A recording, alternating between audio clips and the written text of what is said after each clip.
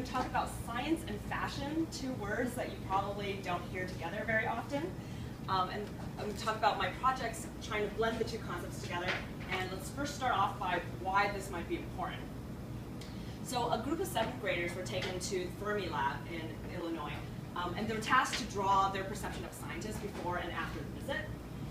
As you would expect, a lot of the kids drew something like this, which is your stereotypical, usually older male with lab coat, glasses, crazy hair.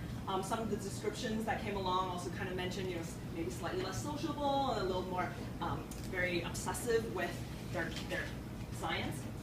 And as we all know here, like, scientists do not all look like that. We have a huge variety of people, genders, races. We are pretty sociable and generally just nice, normal people. And that's what these 7th graders learned. After they went to the Fermi Lab, they started drawing very normal-looking people. And furthermore, some of these kids even drew themselves as a future scientist, which I thought was just incredible. But I love this example because it really illustrates how in our society there still is that misconception of a scientist. And by having those misconceptions, it really creates a barrier between scientists and non-scientists. It gives a us versus them mentality and causes distrust between scientists, or distrust of scientists. And you can see through this example too, that just by spending a little time with real scientists, you can completely start to break down those barriers. And you can get non-scientists to start thinking, hey, maybe I can become a scientist too. So how can we get more scientists to be out in the public, out of their labs, and engaging with the public? Because it's not like scientists go around with this t-shirt that says, hey, I'm a scientist. Well, why shouldn't they? In the last couple of years, this has really taken off in the tech industry, where people have their emblems on t-shirts, stickers on laptops, swoop shirts, various cute backpacks that really emphasize their nerdiness. And it really allows tech people to see other tech people on the street, and we can also, especially in Silicon Valley, kind of identify tech people pretty easily on the street as well. So why can't we do the same thing with science to get more scientists out there?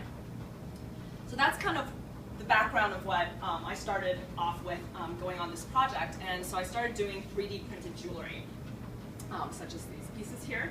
And actually I was printing on that machine, and Maria and Patrick has helped me throughout the process.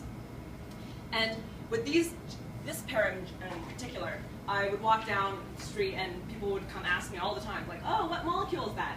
And I take this as my mission to give like spontaneous science lecture by saying, oh, this is resveratrol. It's the active compound or the molecule in wine that was thought to be life-extending. But actually, a month ago, there was a paper that said there was no correlation, and then we kind of get into a discussion about how science literature goes back and forth and what that means, and that science is kind of an iterative, evidence-based process.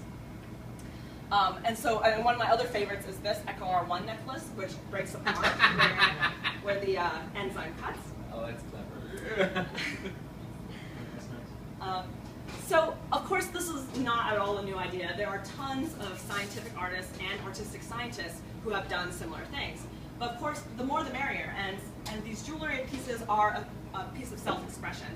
So part of the other goal I'm trying to do is trying to get more scientists to take part in making and playing and designing with their science so that they can present it to the world.